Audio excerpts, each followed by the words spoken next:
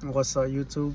My name is Irvin. I'm gonna be showing you guys of what I do on my days, um, my day-to-day stuff as an installer, working on cars, but not like mechanic stuff, because that should be hard.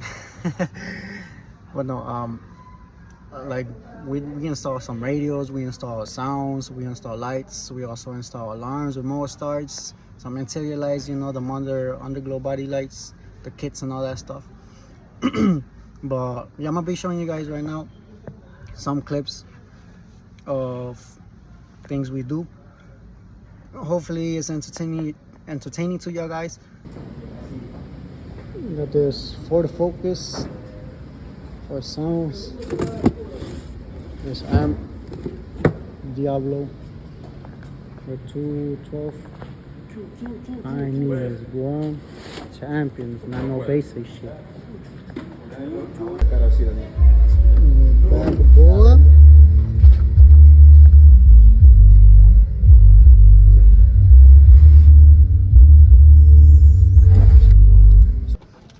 Alrighty guys, I already got the dash taken out. This is his factory radio. And again, like I said, the customer did bring in this product, so we're installing this one in. Double DIN Pioneer, so if it, not to be bogus, but if it turns on, it turns on. If it don't turn on, there's not much we can do. As like I said, it is his product, so like I said, we can't really do much. We just install it the way it should be installed.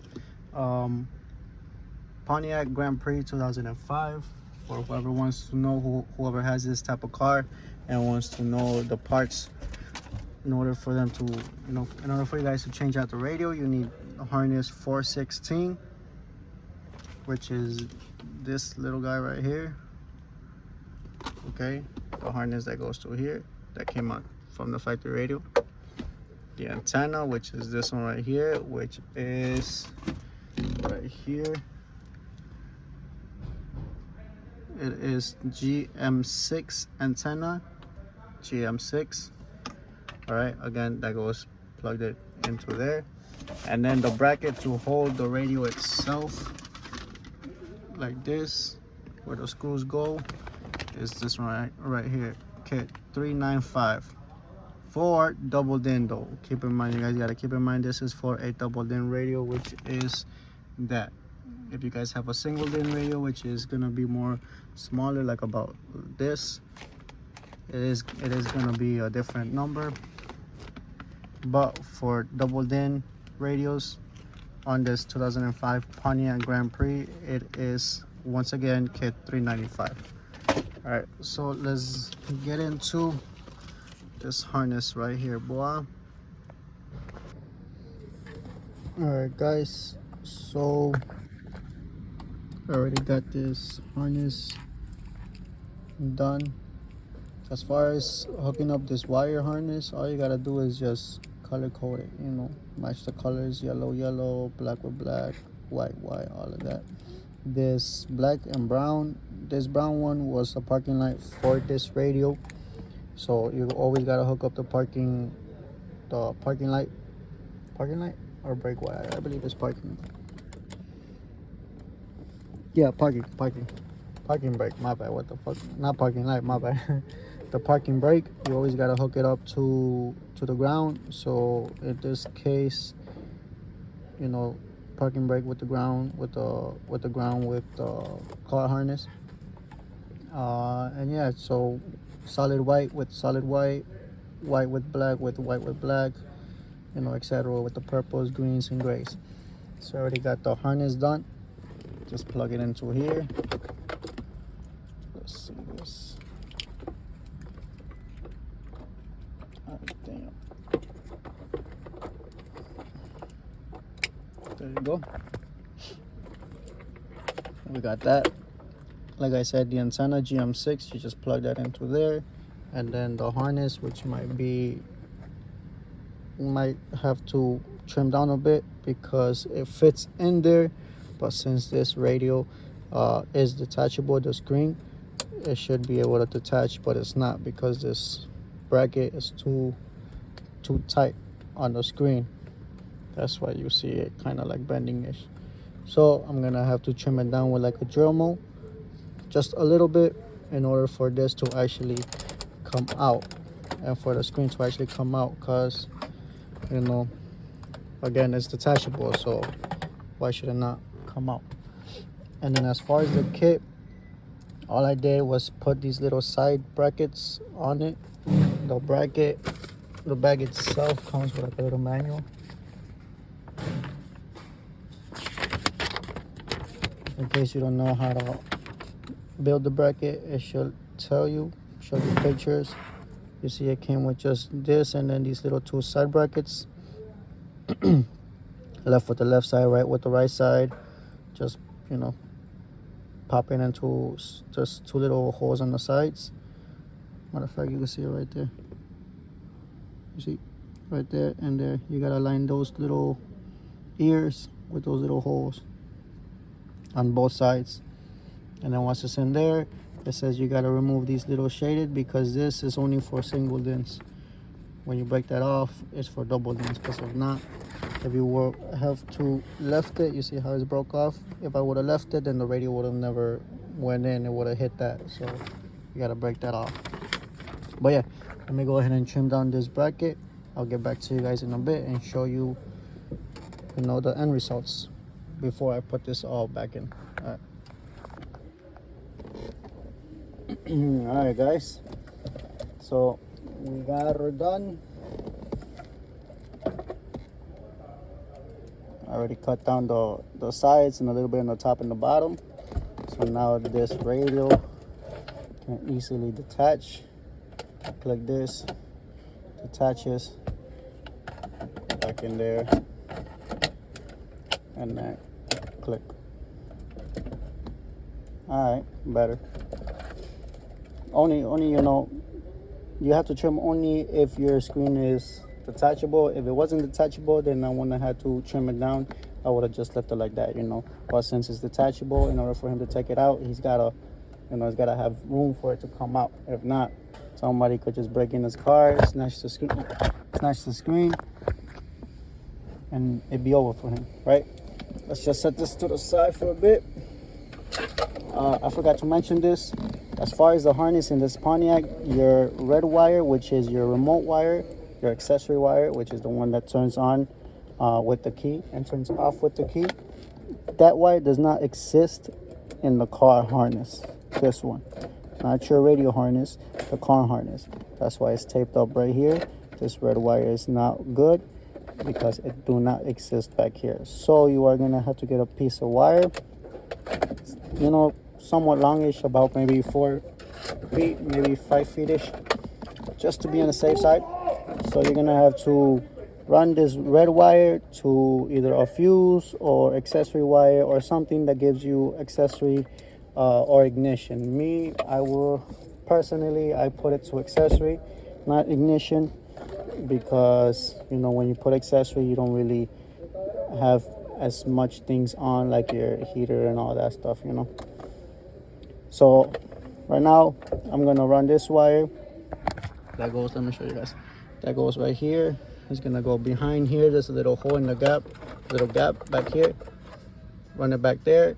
It's gonna come out right here to the side, and then this, we're gonna run it through the underneath the passenger side. Right here on the side, there's gonna be a fuse box. I'm gonna show you guys exactly what fuse it is and where you guys go hook up this wire in order for it to turn on and turn off. Because if you just hook it up like that, it's not gonna turn on, because again, it does not have the red wire, because it does not exist. All right, so let me go ahead and plug all this in, put everything in, and then I'll show you guys exactly what fuse to get it from. All right, let's get it. All right, you guys, we're back. We got the dash in there, we got the radio in there, everything's sturdy, everything's good. Like I said, I had to trim it down in order for the screen to pop up and for it to have room for the screen to detach. You just slide back this and clip this side. There you go. So as far as that red remote wire, like I said, you run it through back here. There's like a little hole. You run it down, From here, you get yourself a panel pulley or panel popper. That's what they call. That's what people call these. Or if not, you could just use your crimpers. You gotta go down here, take this down or lower this down a bit. You gotta take out these clips. These are like that. And there, just pull your panel popper in through here, through this little hole, and then just pry it open. It's gotta be open like this for it to come out and be loose. All right, once you do that, tuck this in. Obviously, I'm gonna tuck this in better. I'm just showing you guys exactly how you could run it, and then, you know, tuck it in better. Then just pop these back in there. And then right here on the side is where you have your fuses. You run your wire back here, and here underneath underneath this, you have a 20 fuse. You're gonna hook it up on that one. That one gives you the accessory you need that turns on and turns the radio off with your key. So for example, everything's installed, so everything should work. So let's go ahead and test it out. Open up the switch.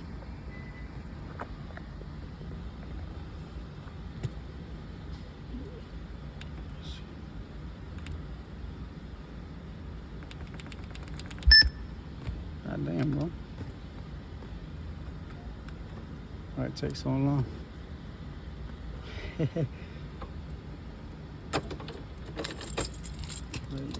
Let's see.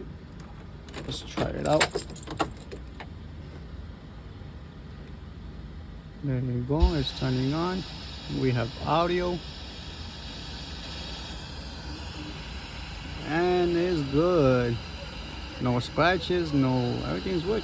His product works perfectly fine. Let's see if we have radio station. There you go. Touchscreen works. Volume works. Radio, disc, Bluetooth, USB, all of that. Alright. Thank you guys for watching. I'm gonna just go ahead and put everything back and give the customer his car.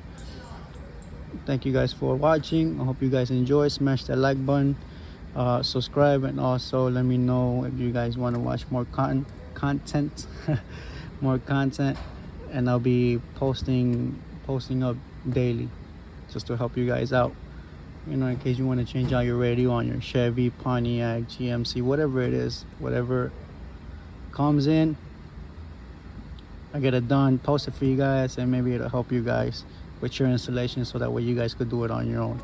All right, take it easy, guys. Peace. All right, so hold up, just finished pulling out this Jeep. It came in to get his radio checked out, which, by the way, this screen is crazy. Look at this. This for the windows. Lower it, raise it. The one on the side, passenger side, the back ones, but this one right here don't have back door windows. But yeah, he came to get his radio checked out because he said that supposedly whenever he hits a bump or something like that, that his audio cuts off.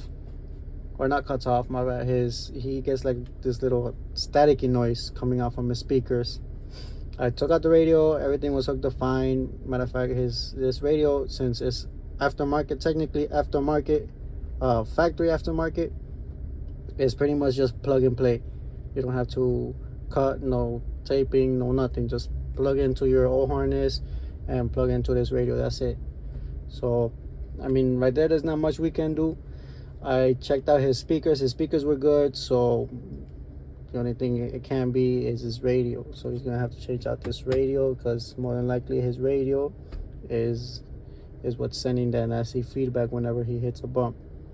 But I already checked the power, the ground, remote, everything's fine, everything's good. But yeah, it's just his radio. Let me show you guys this Jeep real quick. It's crazy though. Look at this.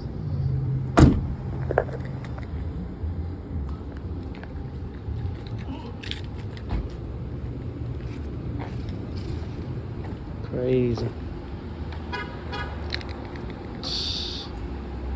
That's a mean motherfucker.